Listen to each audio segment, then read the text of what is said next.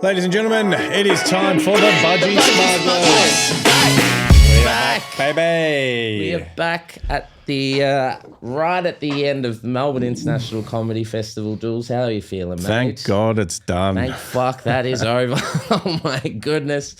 We were just talking before we got on the air. It was tiring this year. It was hard work. It was a lot of fun, a lot of great shows, but it was a lot of hard yakka as well. It was a grind. It was fun. I, was lucky. I had full or near enough to packed out audiences every night. One or two could have done with a little bit more love, and it was great. But man, doing that with a newborn, I would not recommend. Yeah, I could imagine. How's your sleep? Have you had a chance to catch up on some sleep in the last day or so? Nah. Okay. Last night was good. Last night I got a little bit of sleep, but I also went to bed super early to do that. Yes, yeah, of course. How was your last week of shows? Last week of Daddy Cool and Comedy Collective, you ran a few shows as well. So we had a few shows. It was good. It was a weird sort of vibe for the last week. Normally, I find the last week of the comedy festival, from the performers act, it's like you're crawling to the finish line, but it's also this weird point where the general public who aren't necessarily fans are like, oh, the comedy festival's on, and so the shows are like crazy full. But this time the last weekend also fell on the Easter extra long weekend. So it was this weird sort of vibe. A lot of people buying tickets at the last minute, which is not stressful at all.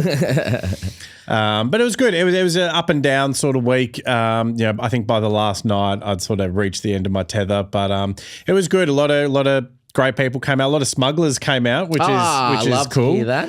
Hello to Shane. From somewhere on the border, who'd come down. He's like, hey, I love your podcast, blah, blah, blah. Oh, that's so thank you, Shane. It was good. It was a good week, but I was definitely glad to see the end of it. Yeah, man, I got home. I poured myself a tequila, and then I just was like, I am going straight to bed. No, fair enough. How was your final week? Final week was filled with ups and downs, same as you. But at the 10 for 10 show, they were all packed. We had great turnout for the last weekend, which was good. Again, people buying in the last sort of hour or two. So, but it's good that we finished on 4 bangers. 2 minutes to kill was great this week. Thursday was the most people we've had. So when you add 15 comedians as well, it was absolutely rocking and rolling Thursday night for what was a chaotic show. Always is. So that was really fun. And then on so that was our best 2 minutes over the 2 years, I would say. And then Saturday we had the worst 2 minutes to kill ever, which was actually the greatest way to finish the comedy festival run of that show, because it was just chaos. We had people walking in because the door wasn't locked. We had comedians not rock up, so they were given extra time. And which just extended the bombs that were happening. So it was one of those times where the comedians started blaming the audience, which is never good. That one, it's like, you guys are tough work. I'm like, I don't know. I had it could just be you. It could just be you. Tell some funny jokes. But it was tough work. It was chaos. There was bombs going off. There were some great sets. Saw some new comedians I hadn't seen before do well, but yeah, just like I said, just absolute bonkers clusterfuck of a show. And I've never laughed harder in my entire life because of it. So there was that. You saw me, I quit comedy for about half an hour. So we did a couple of shows together that were really fun. But when was it? Thursday night. That was, we had a packed house, but they were a little bit of they were a bit flat. They were a bit flat, which is fair enough. Thursday night, maybe they'd been drinking all day with the public holiday. Maybe they were tired. They were ready for the long weekend, which happens sometimes. They were good. They were polite. They were enjoying themselves. They were giggling, but they just weren't big laughers and really getting behind it.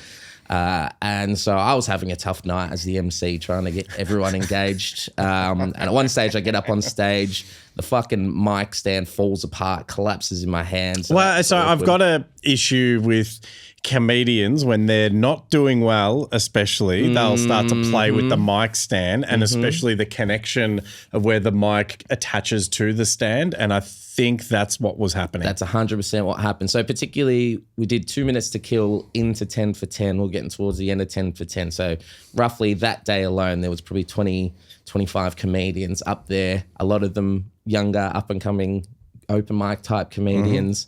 And it was a tough night, so lots of people fiddling with the thing. So it just fell apart into a heap. Like I said, I was having a tough night. An audience member offered to help, which was stupid of me to let her. So she comes up, tries to help.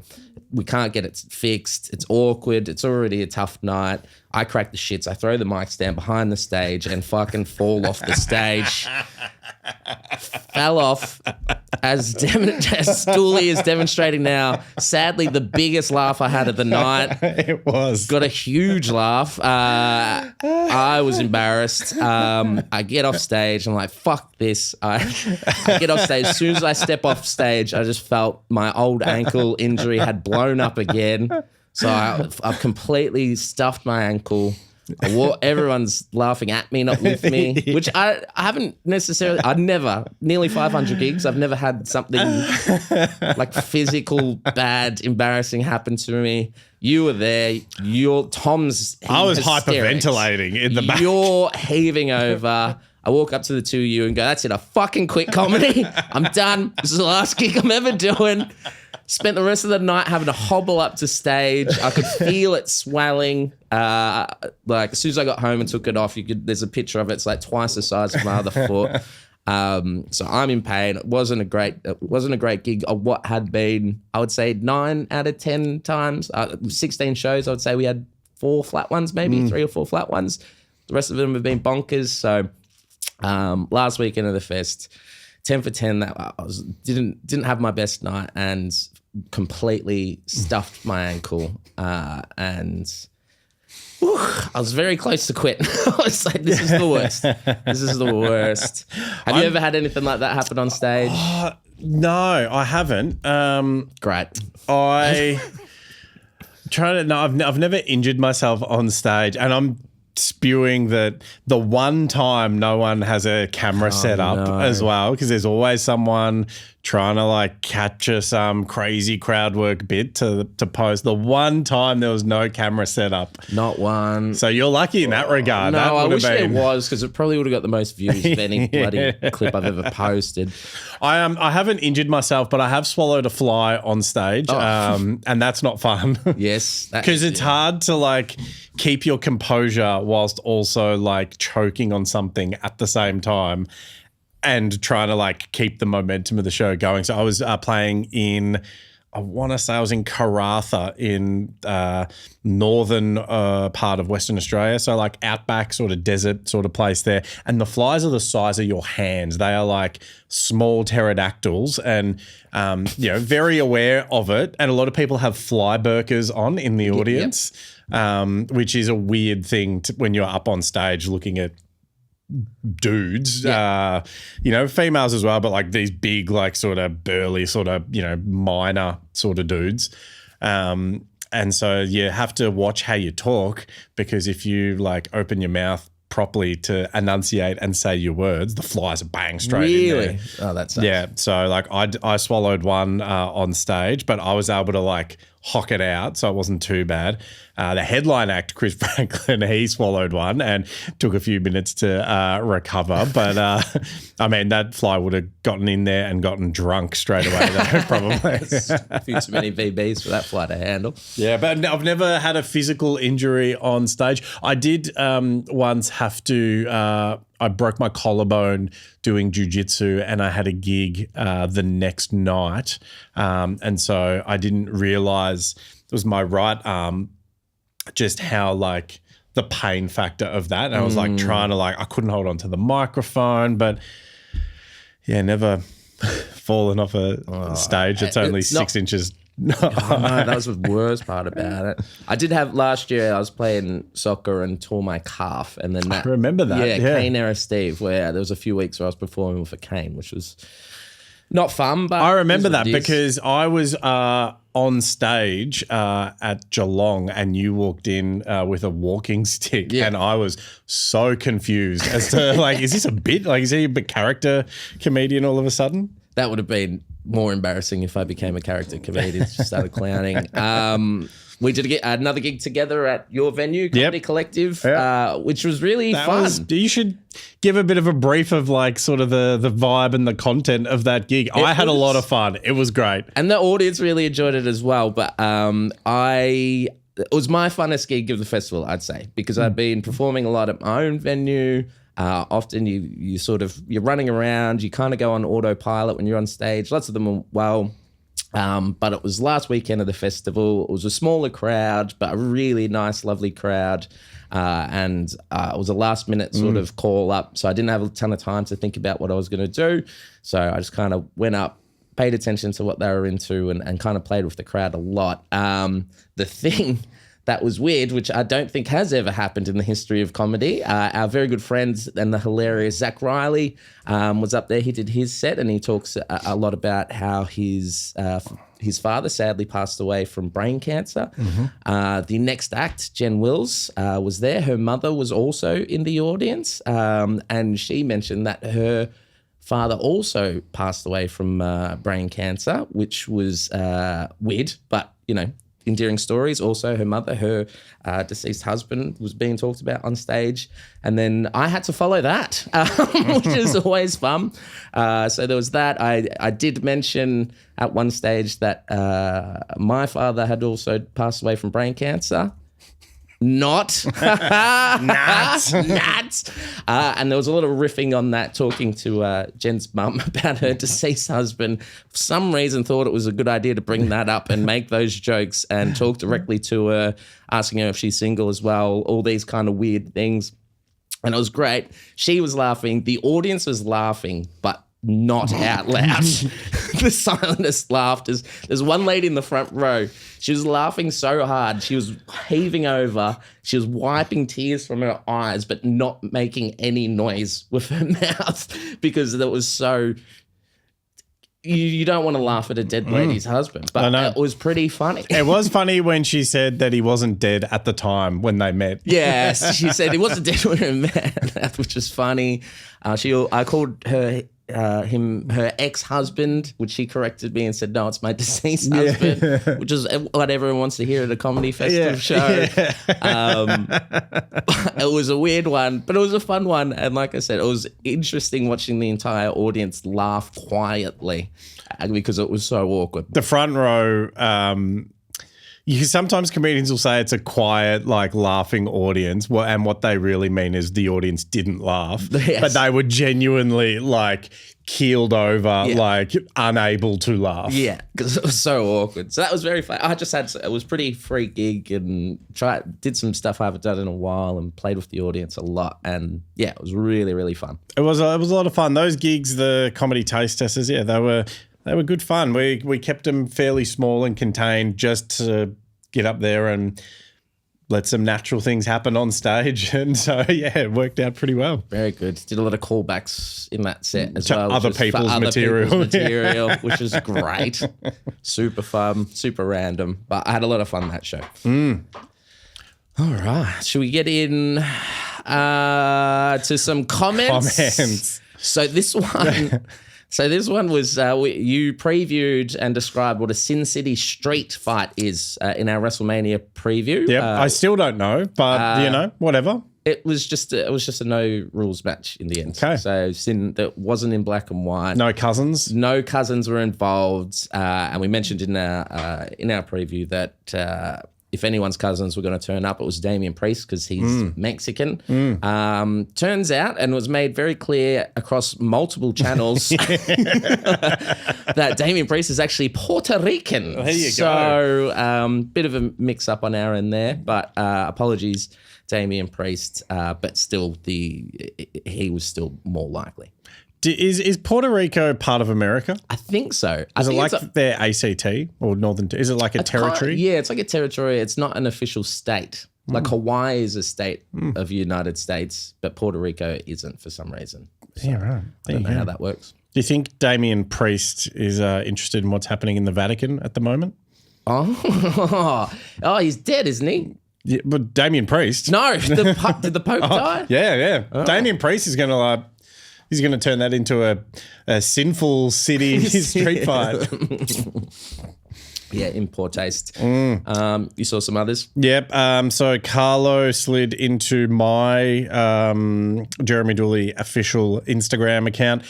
Your WrestleMania review was dumb, but I loved it. Wow. And Carlo gets it, I think. Like Carlo, he understands. Yes, he's a wrestler himself, isn't he? Yep, Carlo Cash Money Cannon, Carlo freaking Cannon. I don't know what. Carlo Cannon, he's I think he's the MCW champion maybe, or a champion in Singapore. Okay. I don't know. He's going global. Yes, I love it. Love to hear it. Hello, Carlo. Thank you, Carlo. Sarah T, also on my Instagram. And Sarah T, I don't know who you are, but you really understand and you really get it. My stellar fire Bacchus Marsh joke. She wrote, Bacchus Marsh joke deserved more, and I agree. I concur. I do not at all. I'm lying. It was terrible. It deserved less. It didn't deserve a clip, but I couldn't help it because it was so fucking funny. Great clip. People loved it. They did love it. I loved our week in sport, Dools. Loved our week in sport. It was a big week in sport. It was a big weekend. Considering it was the last week of the comedy festival, I found myself watching a lot of sport over the weekend. There was a lot happened. A lot happened. Nothing bigger than I think our amazing Aussie basketballer Georgia Amore drafted 6th overall in the WNBA draft. Yeah, from Ballarat. She's from Ballarat. And she's like 5'2" or something. She's very small, so I hope she's a point guard. Yes, she definitely is. But yeah, 6th in the draft. It's very good. That's huge. That's huge. Is it Amore or Amore? I think I'm going to go with Amore. That's Amore. Exactly. Who is your Australian female basketballer Mount Rushmore? Oh, okay. All right. This is a good question. All right. Obviously, you got to have Lauren Jackson. Yes, number one. I think, regardless of gender, she's the Australian Mount Rushmore. Yep. I'd say Penny Taylor. Yep. I would say Sandy Brondello, Michelle Timms. And I'm going to throw like a curveball here, a young up-and-coming player who I think will end up being there, Jade Melbourne. Okay. Interesting. Yeah. That was 6. Was that 6? I don't know how many are on Mount Rushmore. So 4. 4. Okay. Who's yours? I'd agree with you mostly. Lauren Jackson, Michelle Timms, Penny Taylor, and then you could flex in that 4th with a bunch of different players. I think she ruined her rep, but as pure basketball, Liz Cambridge. Yeah. Maybe deserves to be on there, but pure basketball, Cambage, off court, cabbage. Yeah, yes, very, very, very true. Sunday night was the last official night of the comedy festival, so they have a big party down at Max Watts. Obviously, we had a WrestleMania party, so we started early, 9 a.m., but somehow made it all the way through the day. Also watched the Saints play during that day. Oof. Watched WrestleMania, watched a few shows, had a lot of beers, and then somehow made it to be awake at 2 o'clock in the morning to watch Oscar Piastri's huge win in Jeddah. Supported by grilled burgers. But it was an absolute monster. Oscar Piastri qualified 2nd. Lando Norris crashing out in Q3 to start in 10th. Max Verstappen gets challenged by Oscar Piastri on the first corner, and there was a huge controversy. I don't know if you saw it. Max Verstappen drove off track. Oscar Piastri beat him to the apex, and he basically did a shortcut and found himself back in front, which is highly illegal, and eventually had copped a 5-second penalty. It was a huge controversy at the time that allowed Oscar to get in front and win the race and take over the World Drivers' Championship leaderboard. He's number 1 in the world. First time since 2010, Mark Webber. Wow. Last Australian to be in first place. So, because I vagued out then when you were talking about this. As you do. Verstappen took a wrong turn And ended up in front. Basically. Well, They there took was a shortcut. It's like Mario Kart. Big chicane coming out. So they're coming down. It's Piastri. It's Verstappen. And then instead of turning right, he just kept going straight. Mario Karted the corner and basically cheated his way. Complained, said he got run off the track. He didn't. And yes, very controversial. He's cracked the sads. He's quivering bottom lip at the end of the race. Spat the dummy. Wouldn't speak to the media. But at the end of the day, Oscar just outdrove him into that first corner, and it was enough to win the race. Wow. So Max was Verstappen on the wrong track. Hello. Hey. Get your tickets now for next year's comedy festival. That might be the name of his show. But yeah, it's huge. Oscar Piastri, 5th race in. He was always looking like second fiddle to Lando, but Lando keeps stuffing up. Where's Lando in the Drivers' Championships? Sure. He's second behind him, 10 points behind now. So Is that a big... Not at this stage. It's only round 5. It's very early in the season. 24 races this year. So they're off to Miami next. But for Oscar to be in front at this stage, particularly after race 1 where he only came 8th or 9th after a spin, it's very big. He's the talk of the F1 world at the moment with a couple of wins already in just 5 races. Wow. There you go. Tell you, one of the iconic Australian races was on in the last few days. The Melbourne Cup. The race that stops the nation. The Stawell Gift. I think it's the most prize money in athletics in Australia, I think. Was the it richest prize? $5? $25. And a free cheeseburger. Yeah, exactly. Yeah, you get like That's a little gift. voucher. Why is it called? I get Stawell. It's in Stawell. Why a gift? Why do they call it a gift? I don't know. It's a running thing, I think. I don't know, because it's the gift of athletics. Yeah, okay. Of speed. The gift of speed. Prowess. How does it work, Dools? Because it is a confusing race. I think if you're like really good, you start with a handicap. And if you're not so good, you start, it's like golf. You start a bit further forward. Yes. I don't know if that's like golf. I know golf people talk about handicaps. Yeah. So, I don't know. Maybe it's like golf. Is it like golf? Nope, nothing like golf. Okay. But I know that handicaps, started way further back than everyone else. But that's it. Essentially, if you're fast, you have to run further in the same race. That can't be fair. No. Why do they do that? Make it even. Yeah, but yeah, if it was truly even, then everyone finished at the exact same time. Yeah. You didn't even have a winner. Yeah. What would be the point? All right. Anyway, but it was won by Johnny Evans, which is a real classic name, don't you think? John Evans. It's a pretty Aussie. John Evans. Like you'd imagine him, like that's an unusual name in today's climate. John Evans. Yeah, it sounds like he won the Stawell Gift in 56. Yeah, he maybe sort of like a medium pace sort of bowler, Yep. or sort State of like league, never quite made it. Yeah. Never got the test call up. Never got out of the Mercantile Mutual Cup. Exactly. Did a few things there. If he played AFL, he'd be sort of like, your nondescript, workman-like halfback flanker. Yep. It's, Paul Bullis hand passes it to John Evans as he gallops down the wing and, John Evans. It's a real sort of you imagine him also riding a horse. Do you? Yeah, you think like, oh, here comes John Evans. He's riding Let's Elope down the outside straight there. Jockey.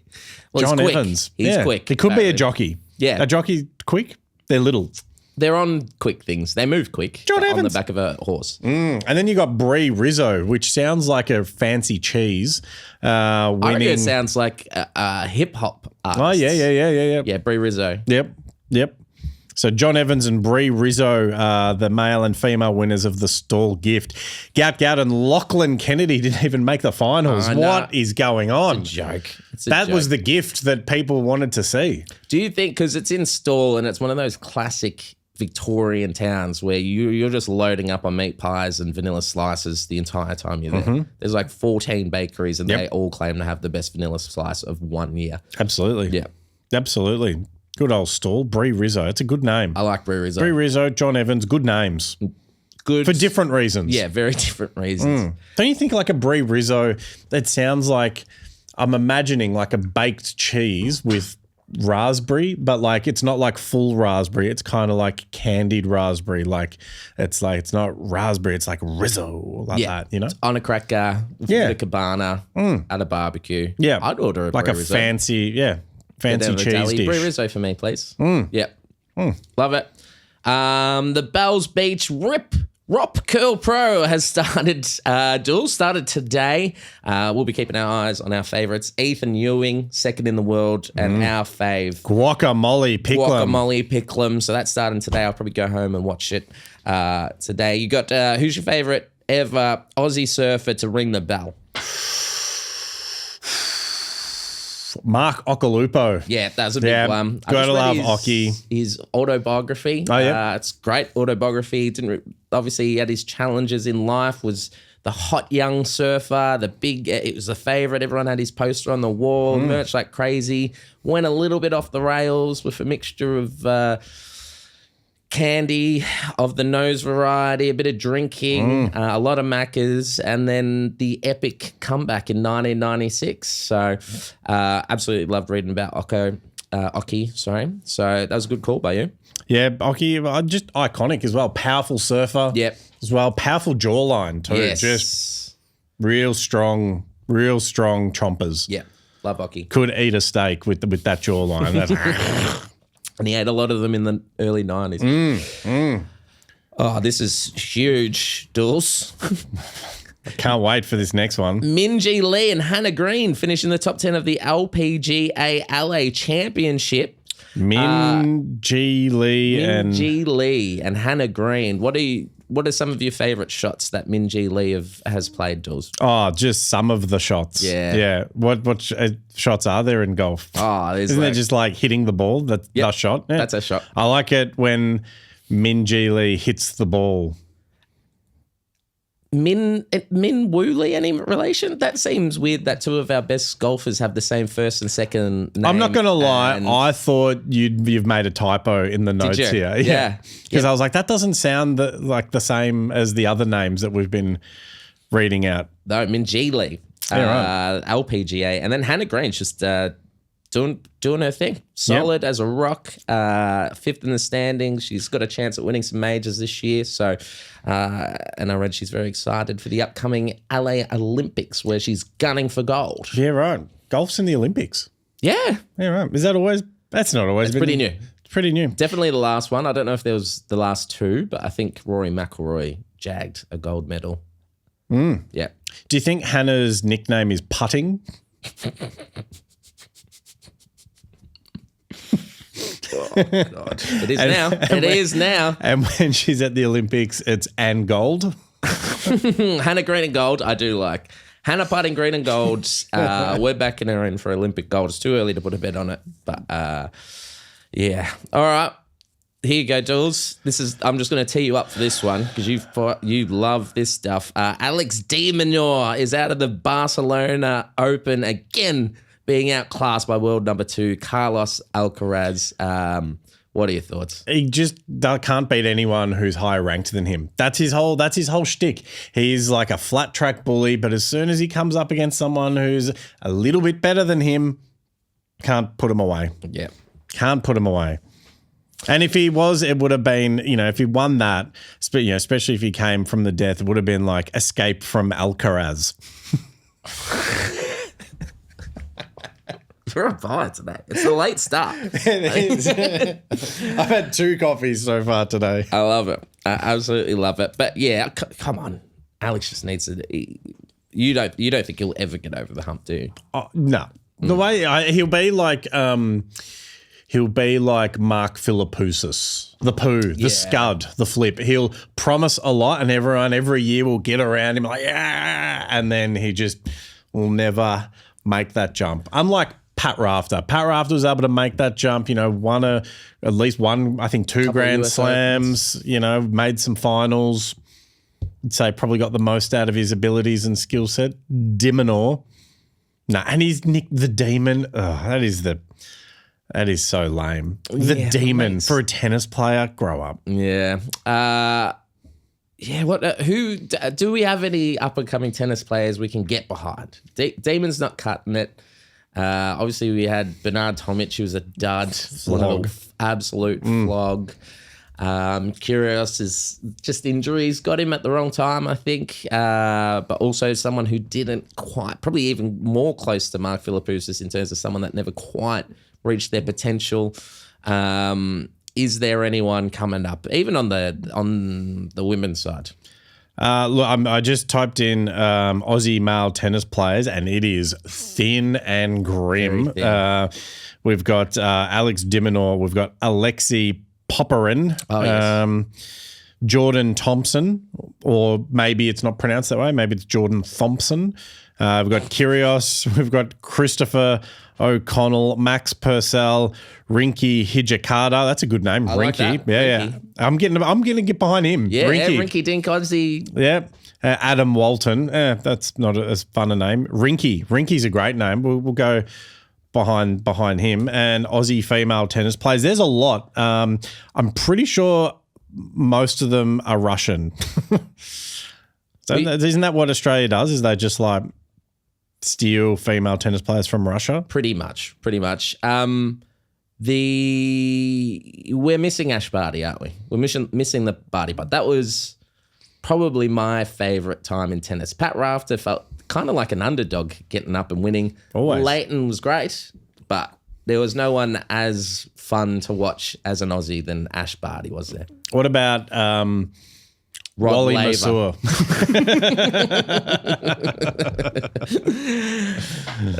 Pat Cash was a flash in the pan. But why can't Ash Barty make a comeback? It's been done before. I think could do it. Yvonne Goolagong made a comeback. She sure did. Not recently, but back in the day. She struggled today. She would really struggle today. But she was great. I reckon she could make a comeback. What about Alicia Molik? Would she make a comeback? I doubt that one. But yeah, you know how it is. Do you want to talk about this, Dools? I've said enough about Alex de Minaur. Yeah. Let's get into the NBA. There's some big things happening for Australian players, and that is the two most prominent ones. Actually, probably the three, but definitely the two most prominent ones are now on a break. Yes. Three of our guys didn't make it through the play-ins with Dyson and the Hawks just shit in the beds, didn't they? Trae Young.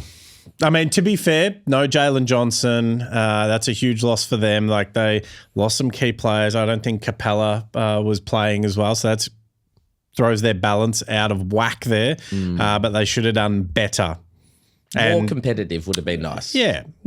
And Josh did everything he could, but there's only so much one man can do, even if that man walks on water. So and he was by far the best with it statistically and that kind of thing. He did get targeted on the defensive end a little bit by Hero, but he's still only 22. But and Exum, of course, the Mavs were a non-factor and never were going to be. But sad to see three of our favourites get knocked out this early. I was hoping to get at least one series. We still have, obviously, the great Houston Rockets, Jock and Jack. I don't think got any minutes in the first game. But no, they didn't even dress. But, of course, adopted Aussie Steven Adams was huge for Houston. I think maybe more minutes next round, exposed that height difference. So that was great. Johnny Furphy's Indiana Pacers, I believe, won the first one. Yeah, they belted them. Absolutely smacked them. So we've still got a few guys plodding around, but it is a shame that we don't get to see Giddey. Let's be honest, get destroyed by probably the Cavs. But it would have been fun to see him in that setting, I think. Absolutely. Playoff Giddey needs to be unlocked. Exactly. Properly unlocked at Chicago. Oh, you could build a statue. What do Chicago need in the offseason, Dawes? They need a bench. Yes. They have... their starting five got some solid pieces, but their bench has nothing. They probably need a power forward. Vooch is getting on. So a bit of D and a bit of bench. Yeah, love it. I would say is what they need. Speaking about the off-season, huge off-seasons for Dyson and Giddey. Giddey is now a restricted free agent and Dyson is free for a huge whopping extension, both predicted to well surpassed the biggest ever contracts given to an Aussie, which I think was Ben Simmons' 5-year, $201 million contract. What are your predictions for start with Dyson? What kind of a contract extension can we expect for the Great Barrier Thief? Well, he's up for 3. He's in the top 3 for 2 different awards for the end of season. So he's in the final 3 for Defensive Player of the Year and Most Improved Player of the Year. And is a lock to be NBA first team all defense. Yeah, surely. If you're making the top 3, surely. Which is huge. And just opportunity. And he's made the most of it, and he's made it at the right time with contracts happening. I don't know if he'll get a max, but it'll be up there, and he could buy all of Bendigo. Dyson Daniels, hello. What do you think if you got a max contract? What would be the first thing you would buy? It wouldn't be Bendigo, but I don't know what is like that splurge purchase. Obviously, it'd be pretty. I'd probably buy a house in Bells Beach or something. Oh, like that. yeah. Yeah, that's probably what I do. A little getaway from, so I can get away from Atlanta. Just be amongst the trees, that kind of thing. What about you?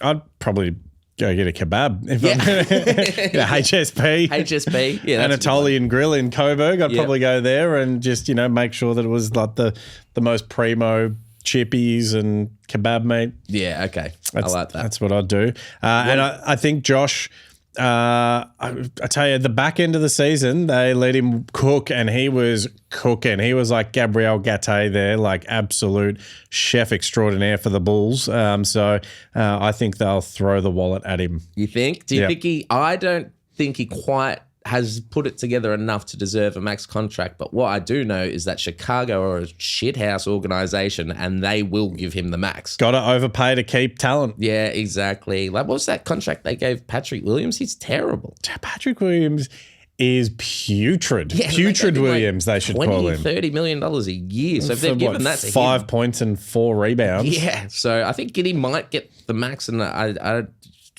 which is great for Giddey. He, whether or not he deserves it's debatable, but he's going to get it.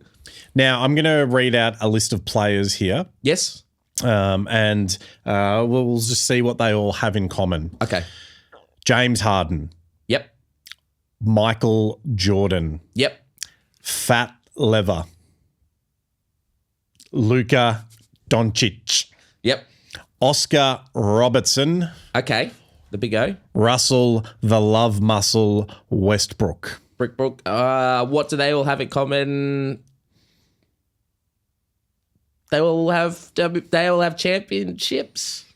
No. No, Westbrook doesn't have one. Is that they are all in illustrious company because they have joined Josh Giddey as the only guards in NBA history who have averaged 22 points, 10 rebounds, and 9 assists over a 9-game span in a single season. Congrats to Westbrook, Robertson, Doncic, Fever, Jordan, and Harden for joining such illustrious company in what seems like a pretty legit stat line that wasn't cobbled together at all. Because that, ladies and gentlemen, is our favourite segment. It is a random Josh Giddey stat of the week. That is one of the best random Josh Giddey stats of the week. List of guards, so they're not count. So they've just wiped out any forward or centre who have averaged 22 points. Okay, that's a fishy sort of number to pick. 10 rebounds, right? And 9 assists, not 10 assists, 9 assists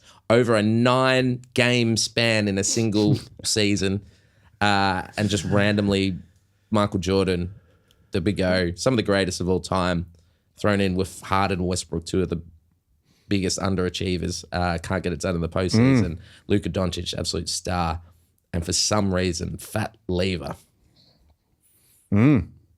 Fat Lever sounds like something that I need to actually inquire about because, man, my diet at the moment for the last month has not been good. Oh, I'm a mess. We talked about it. We'll figure out a plan. We'll come back to all you smugglers next week, but we are going to do some kind of weight loss health challenge because I feel like a tub of crap at the moment. I think I've been to the gym 3 times since in the comedy festival. I've eaten some terrible food, drank a lot of great beer, but way too many. And we'll come up with a little challenge, a little 8-week challenge. Actually, smugglers, DM us, drop in the comments, let us know what you think we should do, what the loser should have to do or the winner gets, and we'll figure out a little health challenge. I think I need a little body reset after the last 4 weeks. I put on my rash guard for no-gi jiu-jitsu and I looked like a condom filled with sausage meat. Just not good. Oh, and it's a great time to start a fitness challenge with me having a completely stuffed ankle after falling off stage on Thursday night. Oh, my goodness. You haven't seen this, Dools. No. So I'm just going to lay out what happened. Give us the rundown. What has been described by many as potentially the worst WrestleMania in the history of WrestleManias. Do you have any? I've probably watched, I think I've watched nearly every single one. I tangentially follow wrestling. I'll keep up with what's happening. I'll watch the Royal Rumble. I'll watch WrestleMania, but that's about it. So I'm not hugely across it, but can you think of any terrible WrestleMania moments that you can remember, maybe from your childhood? I think some of the early ones are way overrated. WrestleMania 2, King Kong Bundy and Hulk Hogan? People only think of the nostalgia, but when you actually go back and watch them objectively, terrible events, cheesy, lame. I think the first big WrestleMania moment,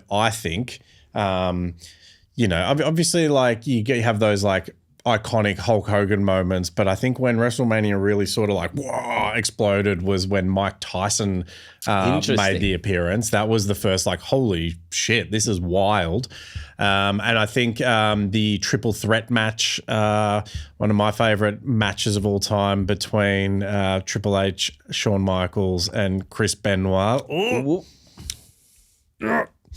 Great match. Great match. That was huge. Brock Lesnar versus Goldberg was not a good match, but it was interesting. And they got stunned to all hell. There was that one. There was the famous Yokozuna and Bret Hart, and then for some reason Hulk Hogan comes out and wins. That doesn't make much sense. No. I'd say that was worse Hulk than this Hogan. weekend. Come on, Terry, sort your shit out. Well, what about when Seth Rollins cashed in right at the end? That was pretty great. That was an amazing moment. That's how you make a moment. That was really, really good.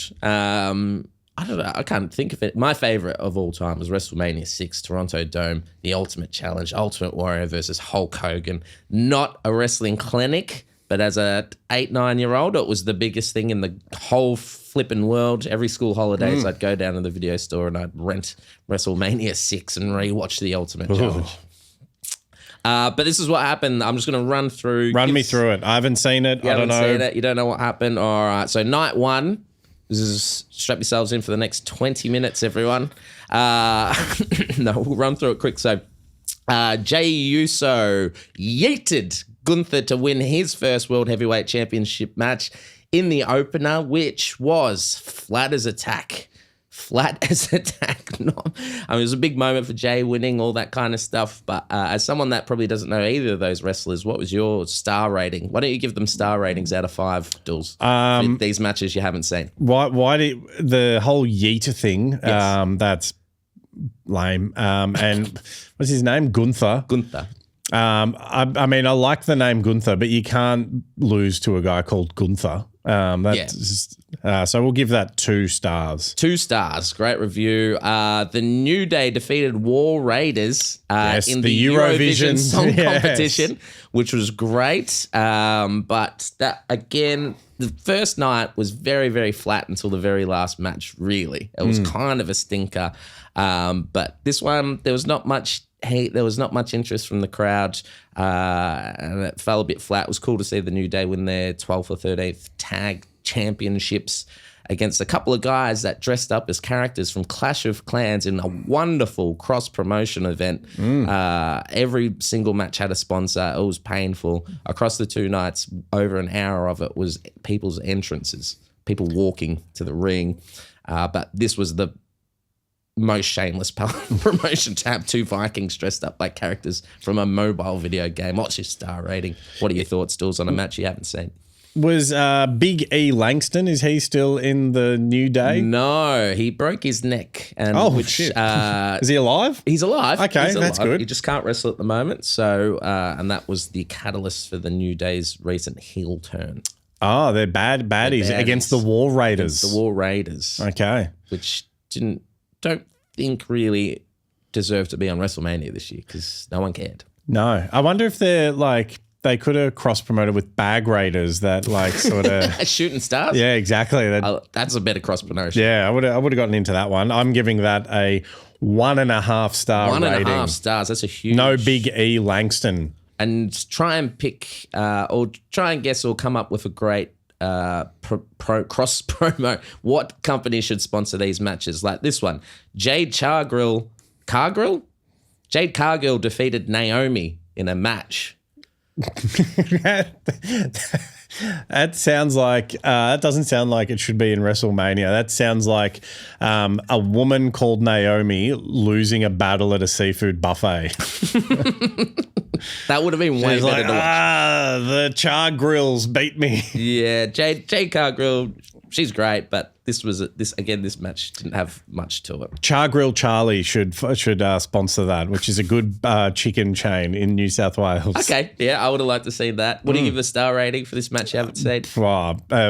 Quarter chicken and chips. Quarter chicken. The United States Championship match, Jacob Fatu defeated LA Knight, sponsored by LA Ice. Which was actually not bad. This is when things started to pick up a little bit. Jacob Fatu winning was great. The Samoan Werewolf, another Polynesian on top. I love to see.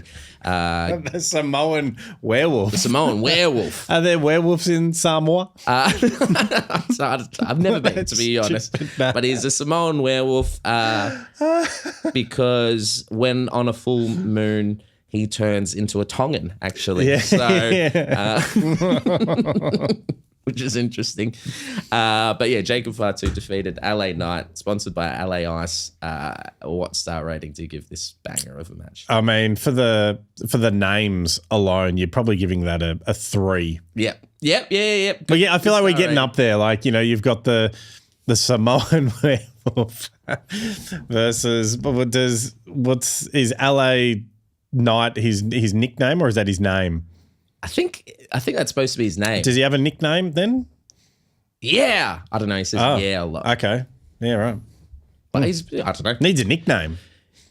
Sounds like it. He's from LA, or is his initials LA? Like LaMarcus Aldridge. Is it LaMarcus Aldridge? It's not LaMarcus Aldridge. It's a 6'3" white guy, but definitely not LaMarcus Aldridge. No, it's not LaMarcus Aldridge. I don't have answers to these questions. This one, it was El Grande Americano defeated Ray Phoenix, sponsored by Starbucks, which was a pretty average match. It was actually a really fun. There was a 450 moonsault, which I think was pretty cool. 450 backflip. Wow. By Tony Hawk. But yeah, he did it with a kickflip into a 450 backflip. Christ there. But he won in what was a little funny kind of a number. Popcorn match, they would call it. What would you give that star rating?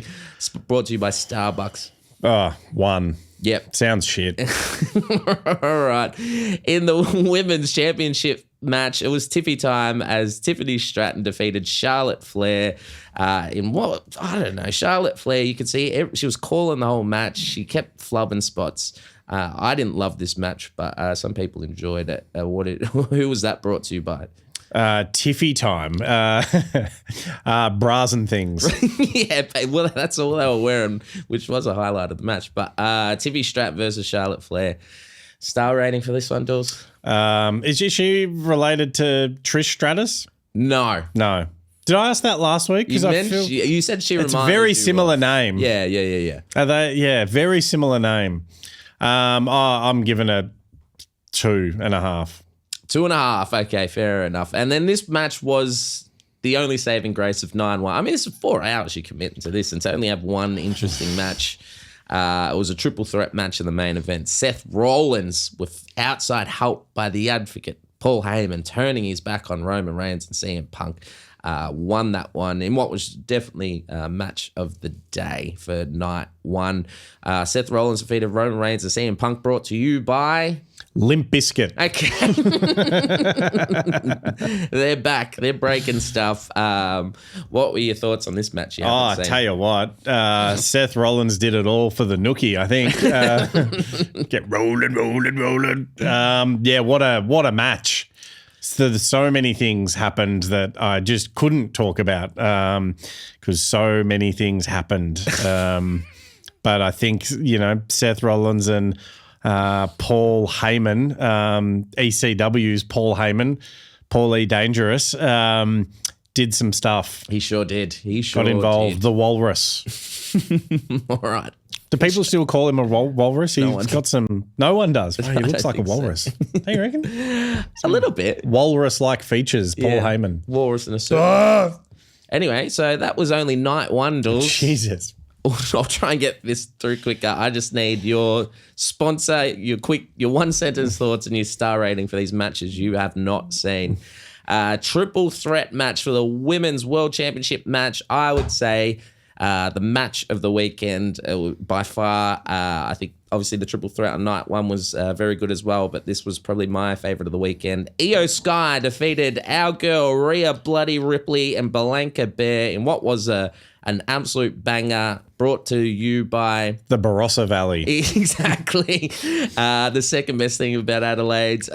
What was your one sentence thoughts and your star rating for this match? You didn't watch either. They've all got shit names. Rhea Ripley. Rhea Ripley's a good name. Belair, I like that. Belair. Okay, sorry. Does she get called the Fresh Prince? Yeah, she does. She should. I think she should. What's the other one called? Io Sky. That sounds like a computer software update. You reckon? Yeah, I need Io Sky version 1.3. Yeah, fair enough. That could have been who sponsored the match as well. Yeah, Apple.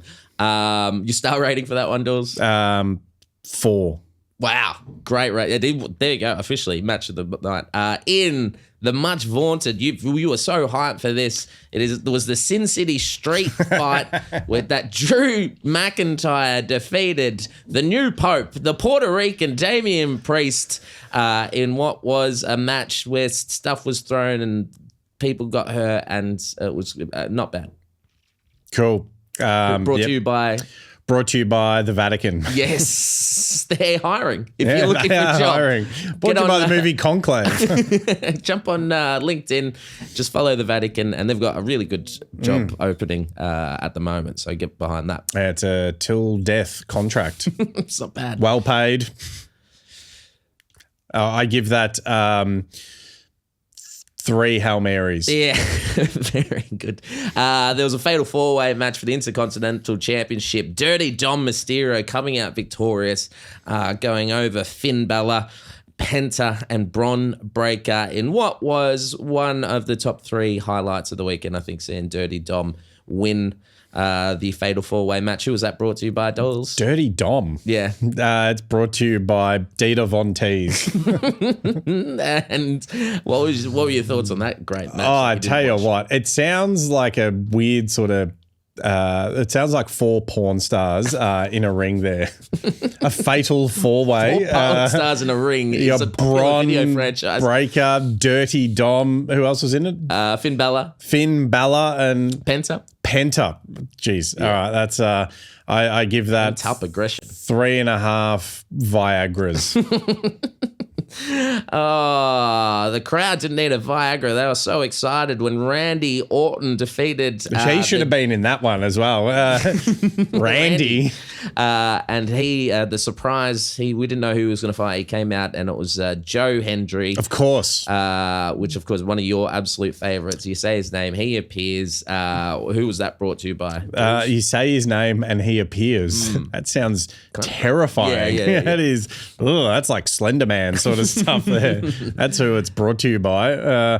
I give it 3 Blair Witch Projects. Fantastic. Logan Paul, your favorite, went over, won, defeating my favorite, AJ Styles it was brought to you by. I can't stand Logan Paul. Or what's the other one? Jake Paul. Yeah. I can't stand him either. I don't even like Chris Paul. No, that was drive by that. Yeah, no, sorry. 82 games he played this year. Yeah, there you go. Good on him. I don't like the Pauls, so this is going to be brought to you by Red Bull instead of their shitty energy drink. Prime. There's a lot of Prime ads. I was disappointed in that match because I love AJ Styles. How can a YouTube guy lose to a wrestler in a wrestling match? He won. Oh, yeah. Sorry, like win. Yeah. I don't know. That was the whole build up as well. AJ Starr saying you don't deserve this. You haven't earned it. And then he won anyway. So didn't love it. But that's it. We're getting into the end of it. Women's Tag Team Championships match. Yeah, still 2 more to go. Lyra Valkyria, a.k.a. Lyra 2 belts, because she has 2 belts now, was joined to the ring in a surprise return from the man, Becky Lynch. And they defeated Liv Morgan and Raquel Rodriguez to win the WWE Women's Tag Team Championships. What were your thoughts? Who was this sponsored by, and what was your rating? This is sponsored by the Police Academy franchise for going on for way too long. It was long. Jesus. What's this, match 15 or something? Something like that, yeah. I mean, Becky Lynch, the man. Surely in this like age of like, women's empowerment, calling yourself the man is a bit of a backward step. Maybe. You could look at it the other way. Why does she call herself the man? Because she's the man. God. Yeah. No, she's just great. She's great. Can't slag off. What was her tag team partner's name? Lyra Valkyria. Valkyria? Valkyrie. She had wings. She came out with wings, which was pretty good. But Becky Lynch got a nice pop in what was an okay match. What was your rating for this one? I give it, who cares? He's going on for way too long. 2 days. 2 days. Why? After that, there's a lot to talk about that on the interweb. This one was the first time. I think they're doing it for 5 years or so. This one felt too long. Last year's was great. This year's not so much. There was one match left in what was one of, if not the worst finish to a WrestleMania ever, the WWE Championship match. John Cena defeated Cody Rhodes with a run-in by, what's his name, Travis Scott, with a full, it was the dumbest thing I've ever seen. It was so boring. Why is Travis Scott there? Who cares that he's there? The biggest thing, there was no Rock. This whole thing was built up by Rock working with John Cena, and he didn't rock up, and it was an absolute stinker. But what were your thoughts on this match you didn't see, and Travis Scott's entrance and the lack of the Rock? Why do they have the drummer from Blink-182 come in? Oh, is it that? Oh, it is too. This is different. Did I get his name right? Is that Travis Scott? No, that's Travis Barker. Oh, who's Travis Scott? Travis Scott, he's the Cactus Jack. He's, the famous rapper and sage burner. Why is there a rapper involved in this? No one knows. That is so weird. So they have a fight. Cody rolls out, and then for some reason Travis Scott comes out with a 10-minute entrance, comes in, does nothing. No one cared. It was flat. The ending of this WrestleMania was flat as a tack. It sounds horrendous. It was pretty bad. It was a rough couple of days, and I'm hungover for both of them. It was a rough way to finish the comedy festival, I would say. Yeah. This match is sponsored by the Finger Poke of Doom as shitty main events. There you go. That was a good call, but that was it. That was WrestleMania. Even this segment was too long. But thanks for all of you reviewing, and I know you spent a lot of time researching for this feedback. So round of applause to you, Dool. Yep, thank you. Well deserved there. All right, I've got a top 5 here. So I've got a few different options for the top 5. Okay. But I think I'm going to go. Okay, we could go. It's not really a top 5, but I could go the first Aussies ever selected in the NBA draft, or I could go Actually, no, I'll go with this one. The top 5 most common first names among current NBA players. Okay. Can I guess some? Go for it. I feel like the first one kind of picks itself. Like in honor of names like Josh, which is a very classic name. There's lots of Joshes in Australia.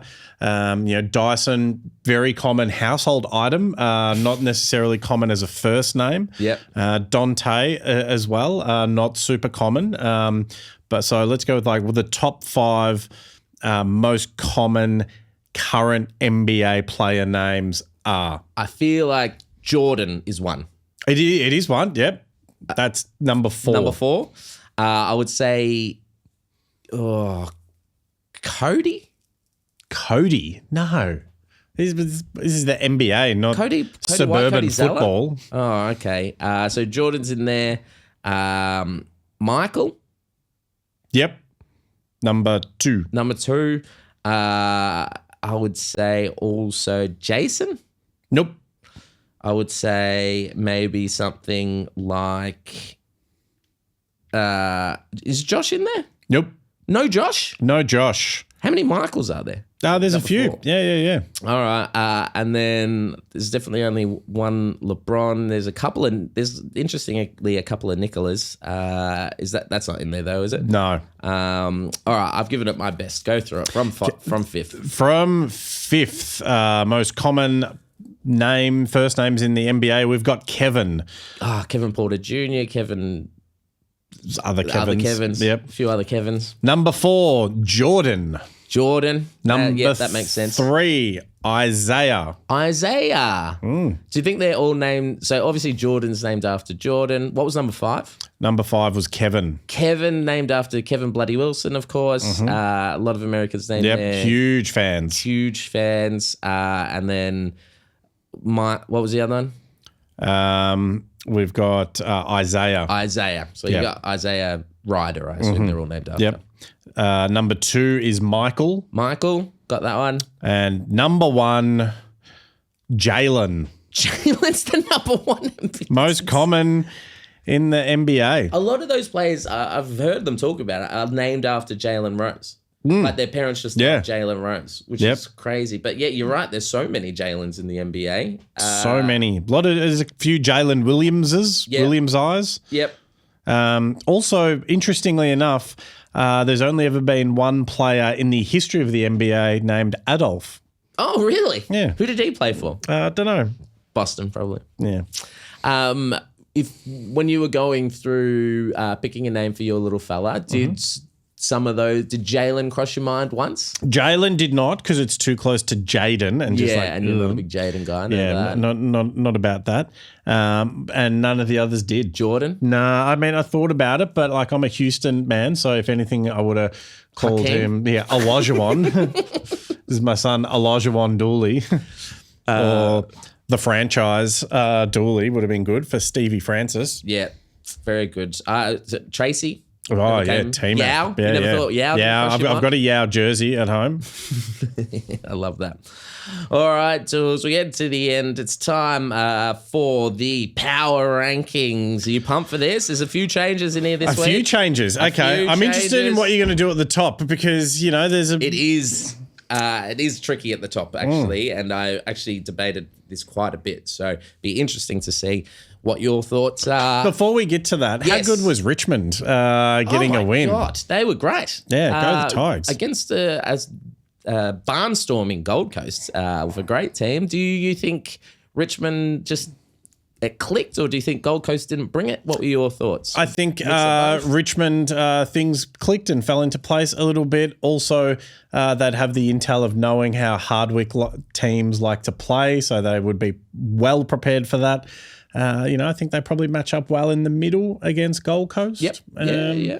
Yeah, it was good. It's a good win. Very good. Saints. Go the Tigers. Saints did not go marching in. They stayed home. Last day of the comedy festival. I could be out catching the last couple of shows, hanging out with everyone, having a drink. Instead, I went to the pub with a couple other people and just watched us get smashed. And it was awful. But quickly forgot about that. Here is the week Aussie Athlete Power Rankings. Coming in at number 10. He's back in. It's coming up next week or the week after, I think, in a couple of weeks. He has a huge fight coming up. I've whacked in Jack Della Maddalena in the top 10 as it starts brewing in terms of the Aussie Power Rankings, who's got the most juice, who's top of mind, who's making the biggest waves.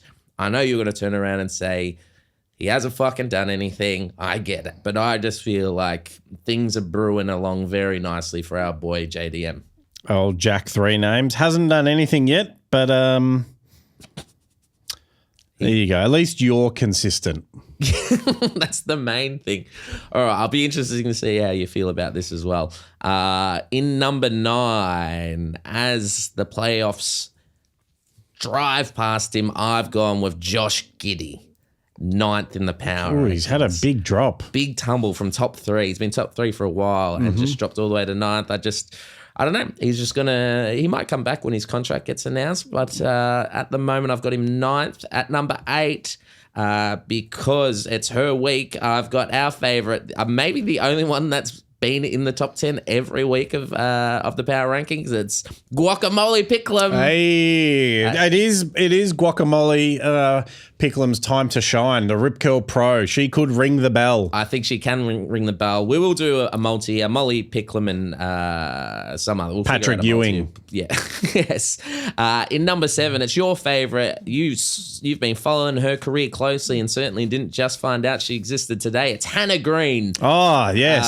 The putting green. green. She's in 7th place after her fantastic finish at the LA Championship, pushing her way to top 5 in the world, Ghouls. She's the 5th best golfer in the world. Well done, Hannah. In number 6, he's come from out of nowhere. It's our guy. It's not Patrick. It's Ethan Ewing. Ethan. I'm expecting a big week from Ethan this week at the Rip Curl Pro. I'm very excited to see what he does, and I'm hoping he's finishing along with Molly towards the top of these power rankings. And number 5, out of nowhere, Dools. Monster season, absolutely killing it. They are on fire, his team. At number 5, I have Nick Dacos. Oh, Nick. Yeah. Nick. I coached Nick Did you? in the under 18s, well, for a bit at Oakley Chargers. He could have played senior football that year. Yeah. What year was this? Under 18s? 20, yes. Would have been 2019 or 20. I can't remember. Yeah. They all sort of blend in, but ultra professional. Probably the most professional underage player that I ever worked with. Really? And I've worked with some absolute jets. Nicky was number 1. Well, he is, I think, kind of standing out after a rough start to the season, but he is the best player in the game, and I don't think it's debatable unless you want to go with a Sam Darcy or someone like that. So, who do you think? Tim Taranto? So you got to be able to kick. I don't know who the best player is in the game at the moment. I think Sam Darcy also in that same squad as Dacos. I think Darcy could in a few years, but also he just got injured. So who knows how he's going to bounce back from that, young Darshole. And in number 4, after an absolute huge week, first time in the power rankings, being drafted 6th in the WNBA draft, it's Georgia Amore. That's Amore. That's Amore. That's Amore. Will she get some of those chants in the WNBA? They're not big chants in the WNBA. They're not. They're more like they let like the music. Well, you need a crowd. The DJ will do it. Yeah, you that's need an audience for the thing. So. When the moon hits your eye like a bigger pizza pie, Georgia Amore. Georgia Amore. Bells will ring, jingling, jingling. Okay, I'll stop. In number 3, I was hoping they would be number 1 in the power rankings, but because they didn't get the W, but it was the best match of the entire WrestleMania. She absolutely shone. It is Rhea Bloody Ripley. Rhea, believe it or not, Ripley. Exactly. She's in 3rd. In number 2, all right. This was a tough one. This is the toughest it's ever been, actually. In number 2, he's off number 1. I've moved him down. It is the UFC featherweight champion, the GOAT. Alexander Volkanovski is down to 2nd in the power rankings, Dools. So that means that you've put Piastri at number 1. Yes. And I have issues with this because Volkanovski won fair and square, and he didn't rely on his opponent, taking a shortcut and getting penalised. So Volk should be number 1. There is just no way that should not be the thing. Volk is number 1. I have no doubts Volk will move up to number 1 again in the future. The thing for this week only, if Oscar Piastri moving to number 1. First time it's been done in 15 years. Overtaking in one of the most popular sports globally. It's huge news. It's everywhere. It seems to be bigger news than Volk winning almost globally. I'm saying globally for this week at least, after that huge win and taking over the Drivers' Championships. I just think he's had a better week than Alexander Volkanovski. The last 7 days for Oscar has been huge. I reckon you could split them by if they both had a go at each other's sport. Yeah. So Piastri versus Volk in an MMA fight. Yeah. That's over in a second, and Volk can drive, so Volk is better. Okay. Volk, I've seen Volk do hot laps in high performance cars in the Middle East, possibly in Jeddah. So I think Volk takes it out. Okay. All right. Well, I'm not changing the power rankings. I'll take that under advisement for next week's power rankings, where this will all move again because there's just so many Aussies doing great things domestically and abroad. I think that's a pretty solid top 10. Is anyone not in the top 10 that you're like, how's this person not in the top 10? Dyson Daniels. He was in last week. He's in the finalists for 2 different NBA awards. All right, that's a fair That call. is surely worthy of getting in the top 10. And you've got people who haven't even done anything yet. Like Dyson Daniels put together a huge body of work. He's got a weird hairline, and he's from Bendigo, and you got to support the people in the country. Like he's probably knows farmers or some shit. So you got to support them. All right. So Dyson needs more consideration. Absolutely. And look, the Rip Curl Pro's on, and I get it. You've got, Molly and Ethan, but they've not done anything yet. Put in Oki, Put in someone who has actually done something. Always appreciate your feedback, Dools. I will try and annoy you again with next week's one. That's it. Anything else from you, Dools? Not sporting wise. Where can we find you this week? You can find me, Richmond, on the couch doing fuck all because I've turned down gigs this week, so that I just wanted a week off. It was a big festival. I wanted to spend some time. I got a lot of admin to do. I have to sort of reconcile 52 shows. I have to do all that stuff. I've got some great shows coming up, which if you follow me at Stephen Bradshaw Comedy, you will see being announced this week. One of which you're on in Phillip Island, June 21st at Ocean Reach Brewing. 4 comedians, 4 beers. My favorite show. You get 1 ticket. You get to see 4 comedians, and they're paired with a beer. That's going to be fun. I'll also be announcing the latest Heathcote show with 3 Dams Estate Winery. We're actually moving the venue. You did it last year. We're doing it at the Union Hotel, it being June 7th, just in case there's any issues with weather. You don't have to worry about it. We've got a great lineup with Zach Riley, Hannah, Sainty, and David Rose. So that's going to be a good one. Our one, pretty much the same thing, except you instead of David Rose. So there's that coming up. Comedy at the Nash is starting in Geelong in just a couple of weeks. We'll be on the second lineup of that one. I'm excited for. I've got a couple other great gigs coming up as well, which I'll announce when they're official. Huge. Well, what about you? You doing any gigs this week? Yeah, I'm at Speakeasy Theatre on Thursday night. Just going back to square one, starting the process again. Yep. And possibly playing in Altona on Wednesday. I can't remember if that got locked in or not. But otherwise, just having an easy week this week. I'm in New South Wales at the start of next month for a few days. Sydney, Newcastle for 2 shows, then Wollongong. I'm in Hastings at the end of the month. Got some other little gigs around the place as well. So I can be found. I'm going to be doing some daytime shows over the next few months. So stay tuned for that at the Coburg Courthouse, doing some matinee shows for parents.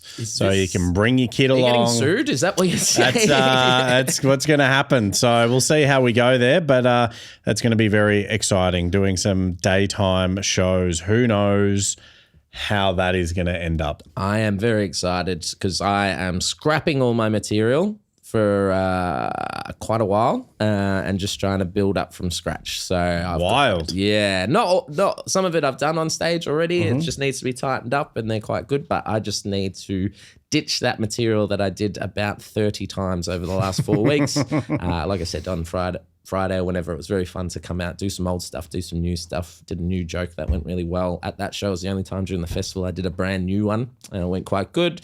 So I'm doing that. I saw Geelong Comedy Festival. Applications. What do you think about this show, which is going to happen? It is called we don't have a name for it yet, the Geelong Kings of Comedy. The 2022, the 2023, and the 2024 Geelong Comedians of the Year. Me, Gavin Semple, and Probably Tyson. Tyson Popplestone.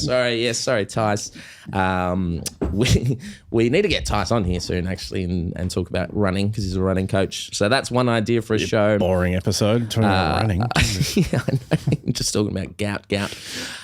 So I've got that. I'll do the 10 o'clock show. I might do my first. I was thinking today it might be time just to sign myself up and do an hour solo. Do it. So lots of good things. St Kilda Comedy Festival, I'm booked for that. I got a couple bloody ripper shows. I'll be going to Sydney for a week. Lots of things happening. So I'm very excited for what's next after the festival. Feels like it's like our WrestleMania, isn't it? Yeah, Everything absolutely. Festival season. Are you going to actually call it the Geelong Kings of Comedy? Please, that would be amazingly hilarious. I think so, because it is the whole concept of the show is kind of a troll, I think. Yeah. But I like it. I think it would sell. I love the fact as well that the Geelong Comedians of the Year is just like who did the most gigs at the brewery each year as well. Exactly. So really, Tyson should be winning it every year because he's the closest living comedian to there and he's there every goddamn week. He certainly is. So, yeah, it's, Geelong Comedian of the Year, what can I say? It's a huge accolade. Huge accolade. So, and I'm very proud of it. And that's it. Other than that, I'm not going to be doing much, Jules. I just needed a little bit of a break. Yep. So, and then I'm going next week. Lots of big touring. Boom shakalaka. Yes. That's the show. That's it. See you later, smugglers. Thank you, smugglers. Bye.